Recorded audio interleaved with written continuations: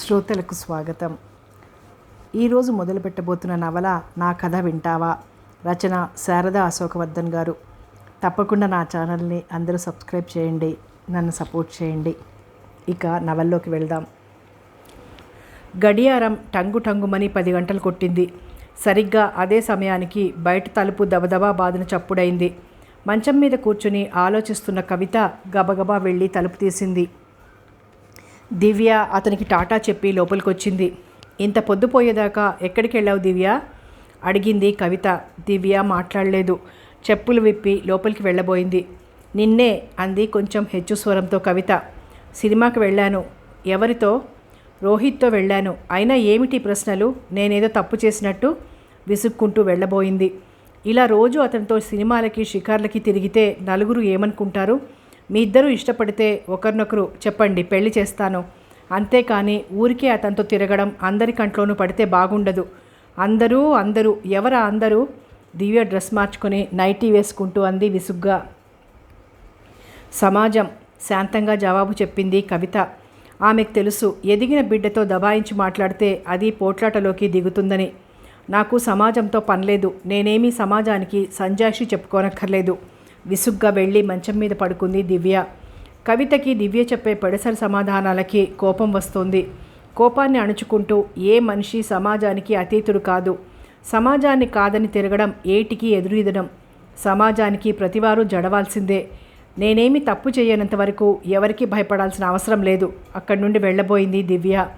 కవితకి ఆమె చూపే ధిక్కారానికి ఒళ్ళు మండుకొచ్చింది.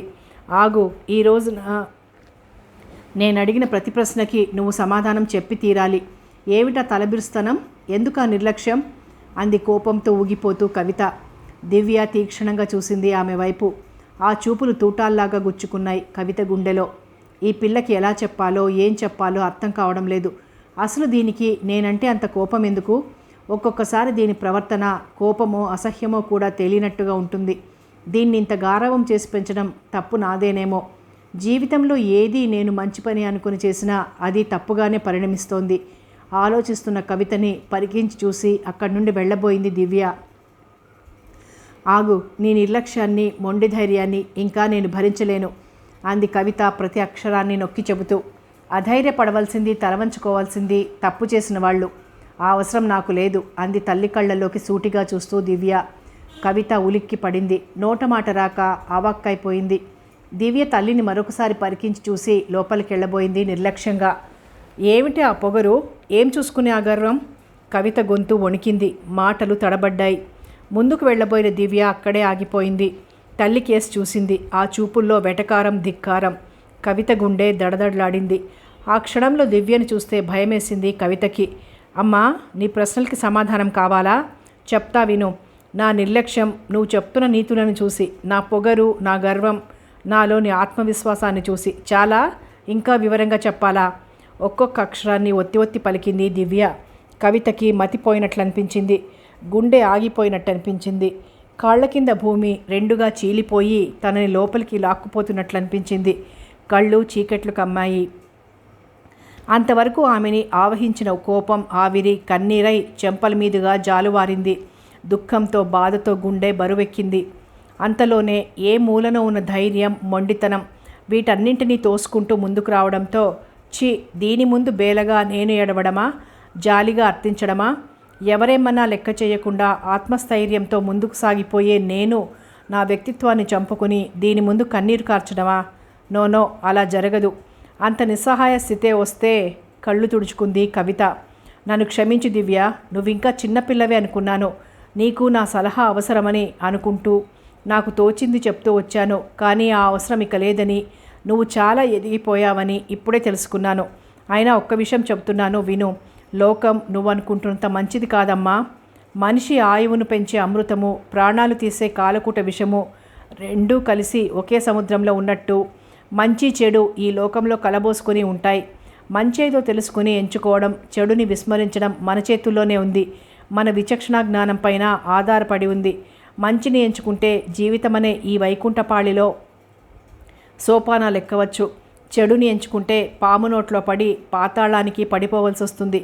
జాగ్రత్తగా ఆలోచించుకోవాలి. ఇది వేదాంతం కాదు, వెర్రితనము కాదు, జీవిత సత్యం. అంది ఎంతో నిదానంగా కవిత. దివ్య తల్లికేసి అయోమయంగా చూసింది. మనసు గజిబిజిగా ఉంది. ఏది నిజమో ఏది అబద్ధమో ఎటూ తేల్చుకోలేని స్థితిలో ఉంది దివ్య. పిచ్చిదానిలా తల్లిని చూస్తూ ఉండిపోయింది. ఏమిటలా చూస్తున్నావు? పద భోంచేద్దాం అంది టేబుల్ మీద ప్లేట్లు గ్లాసులు పెడుతూ కవిత. నువ్వు భోంచేయలేదా అడిగింది దివ్య. లేదు. నిజానికి దివ్య భోజనం అయిపోయింది. తను రోహిత్ కలిసి సినిమా అయిపోయాక హోటల్కి వెళ్ళి భోంచేశారు. కానీ ఆ మాట చెప్తే తల్లి భోంచెయ్యదు. అందుకని కంచం ముందు కూర్చుంది. కానీ మెతుకు నోట్లోకి పోవడం లేదు. ఏమిటా తిండి అంది కవిత. నేను రోహిత్ హోటల్లో భోంచేశాం అంది దివ్య. ఓ, ఏం అది తప్పేనా? అందరూ ఏమైనా అనుకుంటారా? ఈసారి కవితకి ఒళ్ళు మండిపోయింది. కంచంలో చేయి కడుక్కొని లేచి నుంచుంది. చిలకకు చెప్పినట్టు చెప్పినా దివ్య చూపే ధిక్కారాన్ని భరించలేకపోయింది. కోపంతో ఊగిపోతూ ఒక్కటేద్దామన్నంత కోపంతో చెయ్యెత్తింది. అంతలోనే తనలోని సంస్కారం మేలుకుంది. ఇంచుమించు తనంత ఎదిగిన బిడ్డ మీద చేయి చేసుకోవడం అవివేకం అనిపించింది. ఎత్తిన చేతిని దించేసింది. ఎందుకు ఆగిపోయావు? కొట్టు అంటూ వీపునందించింది దివ్య. మై గాడ్, నీలో ఇంత మొండితనం గూడు కట్టుకుందని కలలో కూడా అనుకోలేదు. చెట్టంత ఎదిగిన బిడ్డని కొట్టడానికి నా సంస్కారమే నాకు అడ్డొచ్చి చేతులు రాలేదు. మంచి మనిషికొక మాట, మంచి గొడ్డుకొక దెబ్బ అన్నారు. నిన్ను మనిషిగా ఊహించుకుని మంచిగా చెప్తే చాలనుకున్నాను. కానీ మరీ మాట్లాడలేకపోయింది. దుఃఖం గొంతుకి అడ్డుపడింది. కాసేపటికి గొంతు సవరించుకొని చాలాసార్లు చాలా విషయాలలో నా ఊహ తలకిందులైందమ్మా అంది. నా ఊహలు అలాగే తలకిందులయ్యాయమ్మా అంది దివ్య. కవితకి షాక్ కొట్టినట్టయింది. ఏమిటే నీ ఊహలు? ఏ విషయంలో తలకిందులయ్యాయి అని అడిగింది. నీ విషయంలోనే మమ్మీ. నువ్వు చెప్పే మాటలకి, చేస్తున్న పనులకి, నలుగురు నీ గురించి అనుకుంటున్న మాటలకి పొంతన కుదరక నా ఊహలన్నీ తలకిందులయ్యాయి. దివ్య పిచ్చిదాన్లా అరిచింది కవిత. ఏమ్మా, వినడానికి కష్టంగా ఉందా? నేను ఒక్కసారి ఈ మాట అంటేనే నువ్వు అంత బాధపడిపోతున్నావే. నేను ప్రతిరోజు బయట అడ్డమైన వాళ్ళు నీ గురించి కూసే కూతులు వింటుంటే నాకెలా ఉంటుందో ఆలోచించావా? నీలాగా అరవడానికి, ఏడవడానికి కూడా నాకు చోటు లేకుండా పోయింది. ఒక్కొక్కసారి వాళ్ళు వీళ్ళు అనే మాటలు వినలేక పడలేక చావాలనిపిస్తోంది. టేబుల్ మీద 2 మోచేతులు పెట్టి తల ఆనించి వెక్కి వెక్కి ఏడ్చింది. స్థాణువులా నుంచుండిపోయింది కవిత. ఏం చెయ్యాలో తోచక. కన్నబిడ్డ పాలు తాగుతూ రొమ్ము చీల్చినంత బాధపడింది. వెనక నుంచి ఎవరో వీపులో పొడిచినంత బాధపడింది. నీరసం ముంచుకొచ్చినట్లయితే సత్తువంతా సడలిపోగా కుర్చీలో కూలబడిపోయింది కవిత. ఇద్దరి మధ్య నిశ్శబ్దం. ఇద్దరిలోనూ మౌన ఘోష. ఇద్దరికీ మూగ బాధ. ఆ నిశ్శబ్దానికి గాలి విసురు ఫ్యాక్టరీ మూతలా వినిపించింది. భరించలేని నిశ్శబ్దం, దుర్భరమైన ఆవేదన. అమ్మా, చివరిసారిగా అడుగుతున్నాను, మా నాన్నెవరు? ఎక్కడున్నారు? మనం ఎందుకు ఇలా ఒంటరిగా దిక్కులేని వాళ్ళలాగా బతుకుతున్నాం? ఈ ప్రశ్నలకి జవాబు కనీసం నాకైనా చెప్పమ్మా. బయట వాళ్ళందరూ నీ గురించి చెప్తున్న కథలు కథలేనని, నిజాలు కావని నిరూపిస్తాను. దివ్య వెక్కి వెక్కి ఏడుస్తోంది. కవిత జాలిగా చూసింది దివ్య వైపు. ఏమని చెప్తుంది? ఎలా చెప్తుంది? ఆలోచిస్తూ కూర్చుంది. కవిత సుడిగుండంలో పడి విలవిలా కొట్టుకుంటున్న చేపలాగా. చెప్పవెందుకమ్మా, నేనిప్పుడు చిన్నదాన్ని కాను. ఎటువంటి సంఘటననైనా ఎదుర్కొనే శక్తి, వినిభరించే శక్తి నాలో ఉన్నాయి. చెప్పు అంది. కవిత మాట్లాడలేదు. నేల చూపులు చూస్తూ ఉంది. ఆమె గుండెల్లో సముద్రం పొంగినంత ఆందోళన. అంత నాతో కూడా చెప్పకూడందా అమ్మా నీ జీవితం? నీ తప్ప ఏమీ లేకపోతే ఆ మౌనం ఎందుకు? సత్యానికి ధర్మానికి పెరిగితనం లేదు. నిజానికి చావు లేదు. నిలకడ మీద తెలుస్తుంది. చెప్పమ్మా. దివ్య బతిమాలుతున్నట్టుగా ఉంది ఆమె గొంతు. అమ్మా, నువ్వేమీ చెప్పకపోతే నీ వెనక ఏదో పెద్ద గ్రంథమే ఉందని నమ్మవలసి వస్తుంది. ఎందుకమ్మా ఇంకా దాచిపెడతావు? కన్నబిడ్డతో కూడా పంచుకోలేని ఆ బాధ ఏమిటో చెప్పు. నీ బాధలో నన్ను భాగస్థురాలిని చెయ్యి. చెప్పమ్మా, లేకపోతే నా మీదొట్టే అంది ఏడుస్తూనే దివ్య. ఆ చిన్ని మనస్సులోని ఆవేదన అర్థం చేసుకుంది కవిత. ఒక్క నిమిషం ఆలోచించింది. దివ్య, ఆడుతూ పాడుతూ తిరగవలసిన ఈ వయసులో నా కథ చెప్పి నీ మనసును పాడు చేయడం ఇష్టం లేకనే ఇన్నాళ్ళు ఎవరేమన్నా మాట్లాడకుండా ఊరుకున్నాను. నిప్పులాంటి నిందలని నా గుండెల్లో దాచుకున్నాను. ఇప్పుడు అనవసరంగా గొడవ చేసుకుని నీ మనసు పాడు చేసుకుని బంగారం లాంటి భవిష్యత్తుని పాడు చేసుకోకు. లేచి వెళ్ళిపోయింది కవిత. అమ్మా, నా మనసు ఇప్పుడు పాడవకుండా ఉందని అనుకుంటున్నావా? ప్రతివాళ్ళు నన్ను చూసి గేలి చేసేటప్పుడో జాలి పడ్డప్పుడో నా గుండె ముక్కలు ముక్కలై నేను పడే బాధ నీకెలా చెప్పను? మా నాన్నెవరో చెప్పమ్మా. ఒక్కసారి అతనెవరో ఏమిటో తెలుసుకోవాలని ఉంది. అతను మన్నెందుకిలా నట్టేట్లో ముంచేసి గాలి కొదిలేసి వెళ్ళిపోయాడో తెలుసుకోవాలి. అతనెవరో తెలిస్తే కాళ్ల మీద పడైనా సరే తీసుకొచ్చి నీ దగ్గర ఉంచాలని ఉంది. చెప్పమ్మా, అతనెవరో, ఎక్కడున్నాడో, అసలు ఉన్నాడో లేదో. దివ్య, ఇంకా మాట్లాడకమ్మా, నేను భరించలేను. మంచం మీద పడి దిండిలో తలపెట్టుకొని పసిపిల్లలా ఏడ్చింది కవిత. అమ్మా, నువ్విలా బాధపడుతూ ఉంటే చూడలేకపోతున్నాను. జనం నీ గురించి నిష్ఠూరంగా మాట్లాడుతూ ఉంటే వినలేకపోతున్నాను. ఇప్పుడైనా చెప్పమ్మా, అందరూ అనుకుంటున్నట్లు నాన్నెవరో నీకే తెలీదా? పిడుగు పడ్డట్లయింది కవితకి. కన్నీళ్లు భయంతో గడ్డ కట్టుకున్నట్లు ఆగిపోయాయి. నరాలు చిట్లిపోయి ప్రాణాలు పోతున్నట్లనిపించింది కవితకి. ఒంట్లోని శక్తినంతా కూడబెట్టుకొని మాటలు గొంతు దాటి రాకుండా ఉంటే అతి కష్టం మీద చెప్పింది. దివ్య, నిజంగానే మీ నాన్నెవరో నాకు తెలీదమ్మా అని. ఈసారి దివ్య తల మీద పిడుగు పడ్డట్టయింది. పళ్ళు పటపట కొరుకుతూ తల్లివైపు అసహ్యంగా చూసింది. ఆ క్షణంలో ఆమె తనకి తల్లి కాకపోతే పీక పిసికి చంపేసి ఉండేదేమో. కానీ ఆ సంబంధమే ఆమె చేతుల్ని బంధించింది. ఏహ్యభావంతో చూసి తల్లి మంచం దగ్గర నుంచి జరిగి వెళ్ళిపోబోయింది. దివ్య, దివ్య, చూడమ్మా, నల్లనివన్నీ నీళ్లు కావు, తెల్లనివన్నీ పాలు కావు. నా మాట నమ్ము. నేనే పాపము ఎరగను. భగవంతుడి మీద ఒట్టేసి చెప్తున్నాను, మీ నాన్నెవరో నాకు తెలీదు. తెలిస్తే నేనే వెళ్ళి నిన్ను అతనికి అప్పగించి నా బాధ్యత తీర్చుకునేదాన్ని. దయచేసి ఇంకేమీ చెప్పకమ్మా. ఇంతవరకు విన్నది చాలు. ఇంకా ఎందుకు ఈ నటన? ఎవరిని నమ్మించడానికి? దివ్య, ఎవరిని నమ్మించవలసిన అవసరం నాకు లేదు. నటనలు గిటనలు నాకు చేత కాదు. అయిన వాళ్ళందరికీ దూరమై ఏకాకిగా బ్రతుకుతున్న నాకు ఎవరినో నమ్మించవలసిన అవసరం లేదు. ఇంకా ఏం చెప్తావమ్మా? నేనొక కులటకి పుట్టిన బిడ్డని. నా తండ్రెవరో నా తల్లికే తెలియని స్థితిలో పుట్టిన అభాగ్యురాలిని. సమాజంలో ఎక్కడికి వెళ్ళినా ఈ ముద్ర నాతోనే వస్తుంది. దివ్య, పేరు దివ్యంగా పెట్టావమ్మా, కానీ నా చరిత్ర పరమహీనమైందని నన్నెందుకు పెంచావు? పుట్టగానే గొంతు పిసికి చంపేయకుండా పెంచి పెద్ద చేసి నన్నిలా చిత్రహింసకి ఎందుకు గురి చేశావు? నలుగురిలో తలెత్తుకుని తిరగలేక, మర్యాదగా బ్రతకలేక, చావలేక బతకలేక చస్తూ బతికే స్థితిలో ఎందుకు పెంచావు? పిచ్చిదాన్లా తలబాదుకునేడ్చింది దివ్య. కవితకి మతిపోయింది. శరీరం పట్టు తప్పి తూలిపోతున్నట్లయింది. మెల్లగా వెళ్ళి తల గోడకేసి కొట్టుకుంటున్న దివ్య చెంప మీద చెళ్ళున కొట్టింది. ఉలికి పడి తలెత్తి చూసింది దివ్య. అమ్మా, చిన్నప్పుడు చేయలేని పని కనీసం ఇప్పుడైనా చేసి పుణ్యం కట్టుకో. నన్ను ఈ చిత్రవధ నుంచి రక్షించి శాశ్వతంగా చంపేయి. చేతులు జోడించి అంది దివ్య ప్రార్థిస్తున్నట్టుగా. కవిత చిన్నగా నవ్వింది.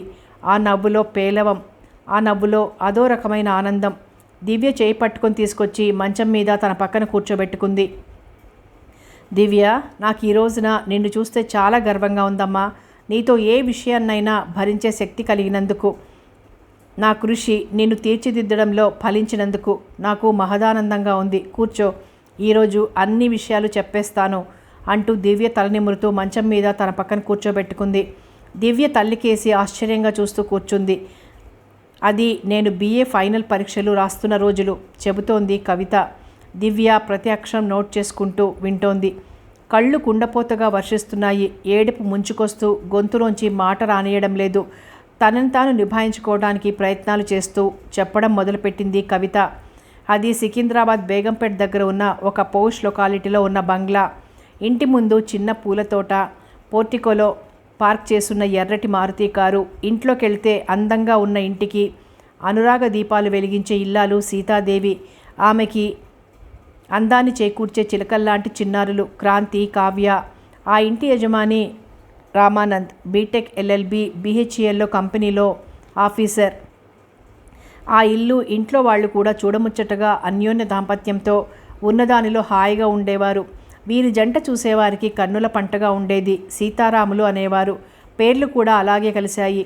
ఒక రోజున రామానంద్ ఆఫీస్ నుంచే ఫోన్ చేసి చెప్పాడు సీతాదేవికి తన ఇంటికి వచ్చేసరికి తయారై ఉండమని, సినిమాకి వెళ్దామని. సరేనంది సీతాదేవి.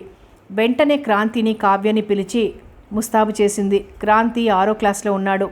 మన బూజు పట్టిన వ్యవస్థ మారాలని, రాజకీయం అంటే ఏమిటో తెలియకుండానే తెలుసుకునే అవకాశాన్ని కలిగించే విద్యాప్రాప్తికి నోచుకోలేని అజ్ఞానులు ఎంతో విలువైన ఓటు వేసి వాళ్ళ నాయకునిగా ఎవరిని ఎన్నుకుంటున్నారో, ఎటువంటి వారి చేత పాలింపబడుతున్నారో తెలుసుకోలేని స్థితి నుంచి మనిషికి చైతన్యం రావాలని కోరుకునేవారు రామానంద్. డబ్బుతో వ్యక్తుల్ని కొని నీతిని అమ్మేసి జాతిని తాకట్టు పెట్టి అమాయకుల నోళ్లు కొడుతూ ఆస్తిని రెట్టింపు చేసుకునే దౌర్జన్యాన్ని తెలుసుకుని మనిషిగా బ్రతికే రోజు కోసం ఎదురుచూస్తూ ఉండేవారిలో రామానంద్ గారు ఒకరు. ఆ చైతన్యం కోసం, ఆ విప్లవం కోసం ఎదురుచూస్తూ తనకి పుట్టిన కొడుకులో ఆ లక్షణాలు ఉండాలని ఆశిస్తూ ముద్దుగా క్రాంతి అని పేరు పెట్టారాయన. మన కావ్యాలు ప్రతి మతానికి, ప్రతి కులానికి కూడా సమానంగా పనికొచ్చేటటువంటి విజ్ఞాన దీపాలు. మన పంచరత్నాలు చదివితే మానవుడి అజ్ఞానం పటాపంచలై ఆ చీకటిలోంచి స్వచ్ఛమైన వెలుగుని చూడగలుగుతాడు. మన కావ్యాలు ప్రగతికి దీపాలు, విజ్ఞానానికి సోపానాలు అంటూ సాహిత్యం మీదున్న మమకారంతో కావ్య అనే అమ్మాయికి పేరు పెట్టుకున్నారు. కావ్య 3వ తరగతిలో ఉండేది. సినిమా టైం అయిపోయినా రామానంద్ ఇంటికి రాలేదు. సీతాదేవి ముస్తాబాయి భర్త కోసం ఎదురు చూస్తూ ఉంది. ఆయన రాగానే కాఫీ టిఫిన్ ఇచ్చేస్తే ఆయన 5 నిమిషాల్లో తయారైపోతారు. టికెట్లు ముందుగానే తెప్పించుంటారులే అనుకుంది. పోర్టికోలోని కుర్చీలో కూర్చుని భర్త కోసం ఎదురు చూస్తూ ఇంటి ముందు కారాగింది.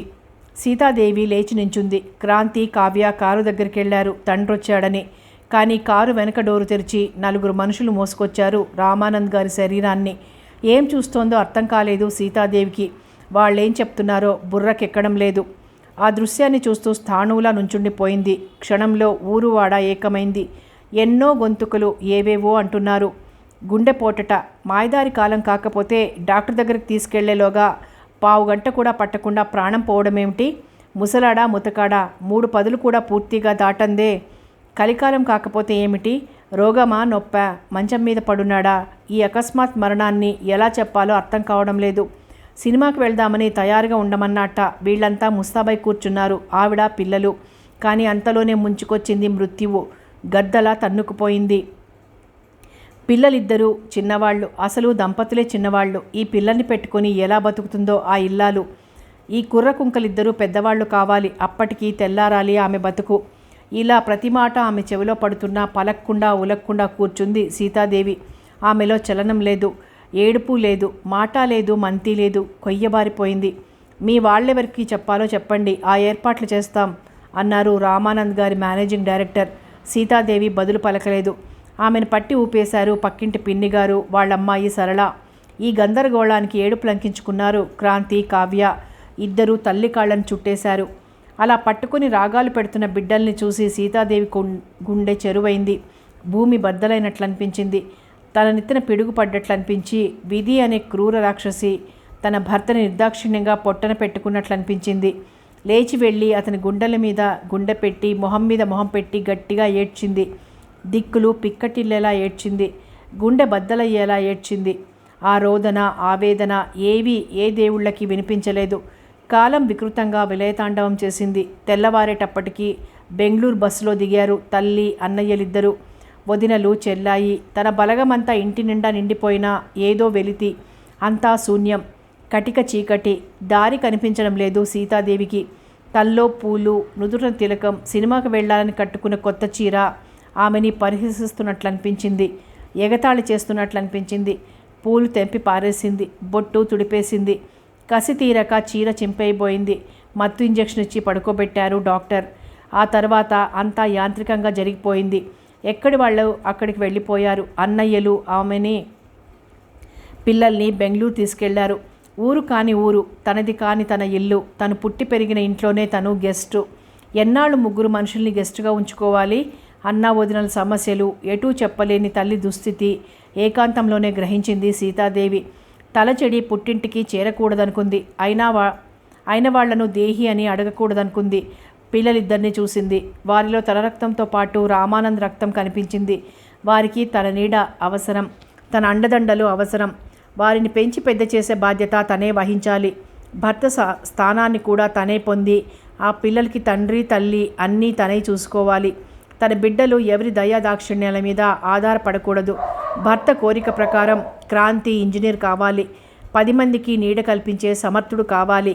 అతని అడుగుజాడల్లో నడిచి అతని ఆశయాలు నిలబెట్టే పుత్రుడుగా నిలవాలి. కావ్య 10 మందికి వెలుగునిచ్చే విద్యాప్రాప్తికి చిహ్నంగా మంచి ఉపాధ్యాయుని కావాలి. ఆమెని లెక్చరర్గా తయారు చేయాలి. అది ఆయన ఆత్మకు శాంతి, తనకి తృప్తి. వెంటనే ప్రయాణమైంది హైదరాబాద్కి. తల్లి నెత్తి నోరు కొట్టుకుంది వెళ్ళొద్దని. ఆడది తోడు లేకుండా ఒంటరిగా బతకలేదంది. యవ్వనంలో ఉన్న ఆమెకి అవాంతరాలెన్నో ఎదురవుతాయని, ఆ ప్రయత్నం మానుకోమని బతిమాలింది. అన్నయ్యలు వదినలు నచ్చజెప్పారు. కావాలంటే బెంగళూరులోనే వేరే ఇల్లు తీసుకుని ఉండమన్నారు. ఎవ్వరి మాట వినలేదు. తనెన్నుకున్న దారిలోనే ప్రయాణించడానికి నిశ్చయించుకుంది. భర్త తరపున ఆమెకి బంధువులెవ్వరూ లేరు. హైదరాబాద్లో ఆమెకి అయిన వాళ్ళెవరూ లేరు. తల్లిని వెంటబెట్టుకుంది తనకి తోడుగా. ఆ ఇంటిని ఖాళీ చేసి మరో చిన్న ఇంట్లోకి మారింది. ప్రావిడెంట్ ఫండు ఇతరత్రా లభించిన రొక్కాన్ని బ్యాంకులో వేసింది. పిల్లల్ని స్కూల్కి పంపింది. కానీ ఒంటరితనం ఆమెను పిచ్చిదాన్ని చేస్తోంది. ఒంటి నిండా సంస్కారం ఉన్నా ఉద్యోగానికి పనికొచ్చే విద్య లేకపోవడం వల్ల ఏ పని చెయ్యడానికి వీల్లేకపోయింది. సరదాగా నేర్చుకున్న కుట్టు పనే ఆమెకు ఆధారంగా నిలిచింది. కుట్టు నేర్చుకోవడానికి వచ్చిపోయే వాళ్లతోటి, బట్టలు కుట్టించుకొని పోయే వాళ్లతోటి ఇల్లు గడబిడిగా ఉంటుంది. సీతాదేవికి మరే ఆలోచన మనసులోకి రాకుండా చేసింది. ఎన్నో క్యాలెండర్లు మారాయి. కాలం మారింది. పెద్ద ఇల్లు తీసుకుని 10 మంది వర్కర్లను పెట్టుకుంది చేతి కింద. ప్రతివారికి సీతాదేవే కుట్టు నేర్పాలి. ప్రతివారి బట్టలు అక్కడే కుట్టించుకోవాలి. చైతన్య కుట్టు సెంటర్ 3 పువ్వులు 6 కాయలుగా వర్ధిల్లుతోంది. క్రాంతి ఇంజనీరింగ్ ఎంట్రన్స్ మంచి మార్కులతో పాస్ అయ్యాడు. సీతాదేవి ఆనందానికి అవధులు లేవు. మరో 4 ఏళ్ళు అనుకుంది. కావ్య స్కూల్ పూర్తి చేసి కాలేజీలో అడుగుపెట్టింది. అప్పుడే మళ్ళీ చిన్న డ్రాబ్యాక్. మనిషికి పూర్తి సంతోషాన్నిస్తే పట్టపగ్గాలుండవని, తననే మర్చిపోతాడేమోనని భయమేమో దేవుడికి. మధ్య మధ్య గుర్రానికి కళ్ళెం వేసి కంట్రోల్ చేసినట్టు విధిని పంపించి కొంచెం వెనక్కి లాగుతూ ఉంటాడు. సీతాదేవిని అంటిపెట్టుకుని కంటికి రెప్పలా కాపాడే ఆమె తల్లి కళ్ళు మూసింది. మళ్ళీ ఆమె ఒంటరిదైపోయింది. అయితే ఈసారి ఆమెను ఓదార్చడానికి, ఆమె 2 కళ్ళు తుడవటానికి క్రాంతి, కావ్య ఉన్నారు. ఎదిగిన బిడ్డలు తల్లిని పసిపాపలా చూసుకున్నారు. వారి సేవలో, వారి మమతానురాగాలలో కన్న తల్లి మరణాన్ని మర్చిపోగలిగిందామె. కానీ బీపీ పెరిగి రెస్ట్ అవసరమని డాక్టర్ చెప్పగానే చైతన్య కుట్టు సెంటర్ని మూసేయవలసి వచ్చింది. మరో పంచవర్ష ప్రణాళిక ముగిసింది. క్రాంతి ఇంజనీరింగ్ ఫైనల్ ఇయర్లో ఉన్నాడు. కావ్య BA ఫైనల్కి వచ్చింది. తల్లి కోరిక మేరకు తెలుగు లిటరేచర్ తీసుకుంది. భర్తని తన దగ్గర నుంచి లాక్కుపోయిన బంగారం లాంటి బిడ్డల్ని తనకి మిగిల్చిన భగవంతుడికి మనస్సులోనే కృతజ్ఞతలు చెప్పుకుంది సీతాదేవి. ఇప్పుడు ఆమె పంచప్రాణాలు ఆ 2 బిడ్డలే. వారే ఆమె ధ్యాస, వారే ఆమె ఆశ, వారే ఆమెకి సర్వస్వం. కాలం సాగిపోతోంది. ఆ రోజు తెలుగు పరీక్ష. ఫ్రెండ్స్ అందరూ చీర కట్టుకుని వెళ్దామనుకున్నారు. కావ్యకి తనకంటూ చీరలు లేవు. 1-2 సార్లు అమ్మమ్మ బతికున్నప్పుడు తన చీరలు చుట్టబెట్టి బుట్టబొమ్మలా కనిపిస్తున్న మనవరాలిని ముద్దుల్లో ముంచేసింది. తరువాత ఇప్పటి వరకు చీర కట్టుకోలేదు. సీతాదేవి అప్పుడప్పుడు బ్రతిమాలినా కూడా. ఇప్పటి వరకు మిడ్డీలు, పంజాబీ సూట్స్ ఇవే అయిపోయాయి. ఇంచుమించు డిగ్రీ కాలేజీ జీవితం కూడా ఈ పరీక్షలతో అయిపోతుంది. ఇక నుంచి పోస్ట్ గ్రాడ్యుయేషన్కి ఈ డ్రెస్సుల్లో వెళ్తే హుందాగా ఉండదు అంది సీతాదేవి. చదువుకోవడానికి వెళ్ళినప్పుడు ఏ డ్రెస్ అయితే ఏముందమ్మా, నవ్వుతూ అంది కావ్య. అది నిజమే అనుకో, కానీ డిగ్రీ పూర్తయిందంటే ఒక వయసు వచ్చింది అని అర్థం. ఆ అధ్యాయాన్ని అక్కడితో ముగించి పోస్ట్ గ్రాడ్యుయేట్ అనే అధ్యాయాన్ని ప్రారంభిస్తారు నవ్వుతూ అంది సీతాదేవి. తల్లి మాటల్లోని తీయదనం, స్వచ్ఛత, ఎక్కువగా చదువుకోకపోయినా ఆమెలో ఉండే లోకజ్ఞానం ఒక్కొక్కసారి తల్లే దేవతలా కనిపించేది కావ్యకి. అంత మంచి అమ్మనిచ్చిన ఆ దేవుడికి మనసులోనే కృతజ్ఞతలు చెప్పుకునేది. ఒక్కొక్కసారి ఆ దేవుడి మీద తెగ కోపం వచ్చేది కావ్యకి. అంత మంచి అమ్మకి దిక్కులేని దానిలా వదిలేసి నాన్నని తీసుకెళ్ళిపోయినందుకు దేవుడిని నిందించేది. తండ్రి కూడా ఎంతో మంచివాడట. అందరూ అతని గురించి చెప్పుకుంటూ ఉంటే ఎంతో గర్వంగా అనిపించేది. అంత మంచి మనిషిని తను పోగొట్టుకున్నందుకు ఏడుపొచ్చేది. తండ్రి గురించి ఎవరైనా మంచి మంచి మాటలు చెప్పినప్పుడు కడుపు నిండిపోయినట్టు మనసు నిండిపోయేది. అతడు లేడన్న దుఃఖాన్ని తల్లిని చూసి మర్చిపోయేది కావ్య. ఆ రోజు తెలుగు పరీక్షకి అందరూ చీరలు కట్టుకోవాలని అనుకోవడం చేత తల్లి దగ్గరున్న చీరల్లోంచి ఒక మంచి చీరను ఎన్నుకుంది కట్టుకోవడానికి. ఆమె జాకెట్ని తీసుకుని తన ఆల్తి ప్రకారం సర్చేసుకుంది. చీర కట్టుకుని చిలకలా తయారైన కూతుర్ని చూసి మురిసిపోయింది సీతమ్మ. కావ్య అంటూ చీర కుచ్చిళ్ళు పట్టుకుని నడవలేక నడుస్తున్నట్టుగా వచ్చి నుంచుంది కళ్యాణి. ఇద్దరు ఒకరిని చూసి ఒకరు నువ్వు బాగున్నావే అంటే నువ్వు బాగున్నావు అనుకున్నారు. ఇద్దరూ బాగున్నారు అంది సీతాదేవి. చీరలు చూసి మురిసిపోతూ తెలుగు పరీక్షలో ఒక భాగమైన మనుచరిత్ర కావ్యాన్ని చదువుకుంటూ కూర్చున్నారు. చీర కట్టుకోగానే ఆ పిల్లల మనసుల్లో ఏవో కొత్త భావాలు, ఒళ్ళంతా కొత్త వంపులు కనిపించాయి. ఆ డ్రెస్లో ఆ భావం ఆటోమేటిక్గా వచ్చేస్తుందేమో. దానికి తోడు చదువుతున్నది మనుచరిత్ర. ప్రపంచమంతా శృంగారమయంగా కనిపిస్తోంది కావ్యకి. హాయ్ అంటూ లోపలికొచ్చారు గంగా, ఉమా, నిర్మల, రేఖ. అందరూ చీరలు కట్టుకొని వయ్యారాలొలుకుతూ ఉన్నారు. వాళ్ళందరినీ చీరలో చూడాలని లోపల నుంచి పరిగెత్తుకొచ్చింది సీతాదేవి పనుదులు పెట్టి. 100 చిలకలు ఒక్కచోట గుంపుగూడి కూర్చున్నట్లు అనిపించింది. తీయని పలుకులు పలుకుతూ 1000 కోయిలలు ఒక్కసారిగా కూసినట్టు అనిపించింది వారి మాటలు. మీరు పరీక్షకెళ్లేవారిలాగా లేరు, పెళ్ళికెళ్తున్నట్టుగా ఉన్నారు. అసలు మీరందరూ పెళ్లి కూతుళ్ళలా ఉన్నారు. అందరూ దిష్టి తీయించుకోండి ఇళ్ళకెళ్ళాక అంది. అందరిలోనూ ఏదో సిగ్గు. పెళ్లి పేరు చెప్పేసరికి ఏదో పులకింత. ఆ మాట వినేసరికి, మమ్మీ అసలే చదివే మూడ్లేదు, నువ్వు ఇంకా డిస్టర్బ్ చేస్తున్నావు మమ్మల్ని అంది కావ్య. ఓకే కానివ్వండి, నే పోతున్నా, పని చూసుకుంటా అంటూ లోపలికి వెళ్ళిపోయింది సీతాదేవి. ఆడుతూ పాడుతూ చదివారు మనుచరిత్ర కావ్యాన్ని. పరీక్షకెళ్తున్నట్టుగా కాదు, ఏదో నవల చదువుతున్నట్టుగా. టైం అయింది, ఇంకా పోదామే అంది గంగ. చలో అంటూ అందరూ లేచారు. తలుపేసుకో మమ్మీ అరిచింది కావ్య. గబగబా లోపల నుంచి వచ్చి తలుపేసేసింది సీతాదేవి, జాగ్రత్తగా వెళ్ళి రమ్మని చెప్తూ. చదివింది మననం చేసుకుంటూ మధ్య మధ్య చర్చించుకుంటూ బయలుదేరారు అందరూ బస్టాప్కి. దాదాపు అరగంట సేపు నుంచుంటే గానీ ఏ బస్సు రాదు. ఒకవేళ వస్తే ఆగదు, ఆగితే ఎక్కడానికి స్థలం ఉండదు. అతి కష్టం మీద తోసుకుంటూ లోపలికి వెళ్ళడానికి ప్రయత్నించారు స్నేహితుల బృందం. అబ్బా ఎవరో జడలాగుతున్నారు అరిచింది నిర్మల. ఆమె కళ్ళల్లో నీళ్లు నిండుకున్నాయి. ఎవరే అరిచింది కళ్యాణి. సమ్ స్టూపిడ్ ఫెలో అంది రేఖ. ఏయ్ అలా అరవకండి గట్టిగా అన్నారు గంగా ఉమా భయపడుతూ. కావ్య వెనక్కి తిరిగి చూసింది. నల్లటి మొహం, ఉంగరాలు తిరిగిన జుట్టు, తెల్లటి పలువరస, గొరిల్లాలా ఉన్నాడు. వీళ్ళ అరుపులు విని వాడు వినోదంగా నవ్వుతూ ఉంటే ఒళ్ళు మండిపోయింది కావ్యకి. కండక్టర్ స్టాప్ అని అరిచింది.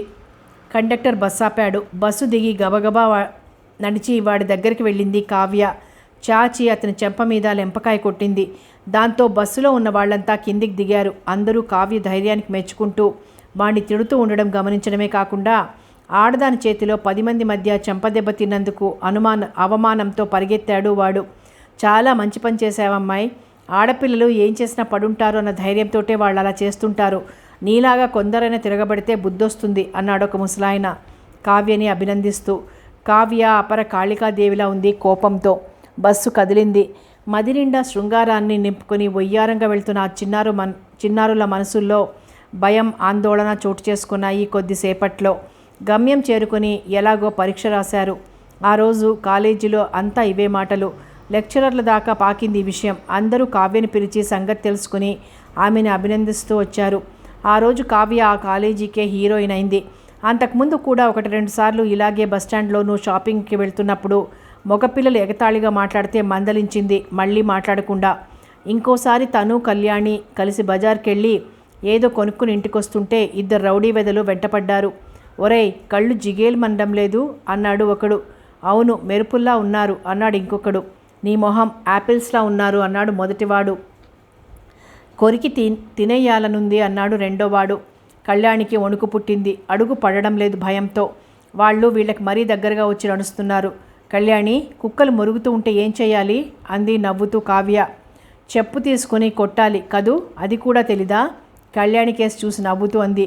హేయ్ కావ్య ఏమీ అనకే, వాళ్లతో ఎందుకు వచ్చిన గొడవ అంది కళ్యాణి మెల్లగా చెవిలో రహస్యం చెప్తున్నట్టుగా. నీ చెప్పులకి శాండిల్స్ లేవు కదూ, నా చెప్పులకు ఉన్నాయి, చూపిస్తానుండు. దవడనంటుకున్నాయంటే 32 పళ్ళు ఊడి చేతులకు రావాల్సిందే అంటూ ఆగి చెప్పును కాలి నుండి తీసింది. అంతే, పక్కపక్కనే నడుస్తున్న ఆ రోమియోలు వెంటనే స్పీడు పెంచి జనంలో కలిసిపోయారు. కళ్యాణి తెల్లబోయి చూసింది కావ్య వంక. కావ్య పక్కపక్క నవ్వింది. చూసావా, భయపడుతూ ఉంటే భయపెడుతుంది వెధవ ప్రపంచం. కాస్త బెదిరించేసరికి పరుగులంకించుకున్నారు. ఆడపిల్లని చూస్తే 6 ఏళ్ల వెధవ దగ్గర నుండి 60 ఏళ్ల ముసలాడు దాకా ఒకటే పిచ్చెత్తిపోతారు. అదేం బుద్ధో, ఇంత పిల్లాడి దగ్గర నుంచి అలుసే అంది. కళ్యాణికి కావ్యని చూస్తే ఝాన్సీ లక్ష్మిలా, రాణి రుద్రంలా అనిపించేది. ఆ మాటంటే కావ్య పకపకా నవ్వేది. ఏది, నాకు వీరనారి బిరుదాంకితం చెయ్యి అని విల్లంబులు పట్టుకున్నట్టు పోజు పెట్టేది. ఫ్రెండ్స్ అందరూ తీరిక సమయాల్లో ఇవన్నీ చెప్పుకొని నవ్వుకునేవారు. కాలేజీలో ఎవరిని ఏడ్పించినా ముందు కావ్య దగ్గరకు వచ్చి చెప్పుకునేవారు. ఆ సంవత్సరం కాలేజీ జనరల్ సెక్రటరీగా కావ్య సెలెక్ట్ అయింది. ఆడపిల్లలు పోట్లాడుకున్నా ఆ తగులు తీర్చడానికి కావ్య దగ్గరికే వచ్చేవాళ్ళు. ఎవ్వరిని నొప్పించకుండా అందరికీ సర్ది చెప్పి దెబ్బలాడుకున్న 2 పార్టీలని కలిపి నవ్వించి పంపించేది కావ్య. నీలో మంచి లీడర్షిప్ క్వాలిటీస్ ఉన్నాయే, నువ్వు కాలేజీ అయ్యాక ఎలక్షన్లలో నుంచుంటే రాజకీయాల్లో ఎంతో పనికొస్తావు అనేవారు కొందరు స్నేహితులు. శక్తి యుక్తి ఒక్క రాజకీయాలకే అవసరం కాదు, నిజ జీవితంలో ప్రతి విషయంలోనూ పనికొస్తాయి అనేది కావ్య. ఈ విషయాలన్నీ ఇంటికొచ్చి పూసగుచ్చినట్టు చెప్పేది తల్లికి. తన పక్కన పసిపిల్లలా పడుకుని ముద్దు ముద్దు మాటలు పలికే ఈ బిడ్డలో ఇన్ని ఆలోచనలు, ఇంత శక్తి ఉందా అని ఆశ్చర్యపోయేది సీతాదేవి. ఈ మాటలు విన్న క్రాంతి, అమ్మా కావ్యని లా చెయ్యమనాలి, చక్కగా ఆలోచించి సమర్థవంతంగా తీర్పు చెప్తుంది అనేవాడు. ఎందుకురా ఆ గొడవలు, వెదవది తెల్లారి లేచింది మొదలు విడాకుల కేసులు, విధివంచితుల కేసులు, దొంగలు, దోపిడీలు, నేరాలు, శిక్షలు, వీటితోటే సరిపోతుంది. దొంగ అయినా వాదించవలసి వస్తుంది, హత్య కేసుల్లో వాదించాల్సి వస్తే లేనిపోని గొడవలు. ఎందుకొచ్చిందా జీవితం? ఆడపిల్ల జీవితం మల్లెపువ్వు లాంటిది, భద్రంగా కోసి పెడితే పరిమళాలు వెదజల్లుతూ వికసిస్తుంది, లేకపోతే వాడిపోతుంది, నలిగిపోతుంది. తల్లి మాటలకి నవ్వేవాడు క్రాంతి.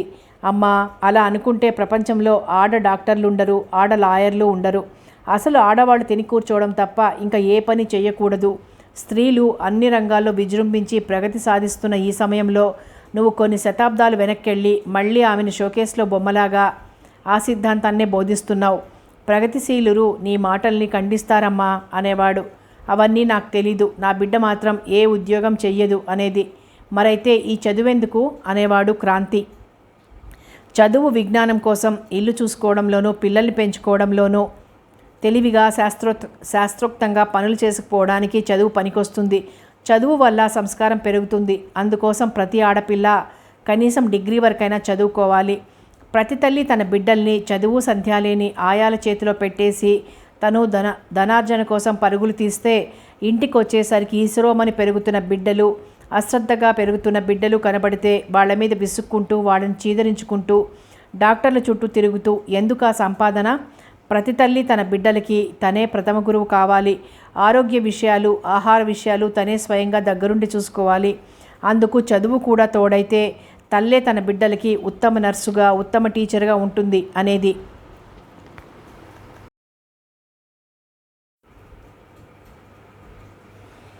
ఆమె మాటల్లో ఎంత అర్థం ఉందో, ఎంత ఆలోచన ఉందో చూసి ముగ్ధులయ్యేవారు క్రాంతి, కావ్య.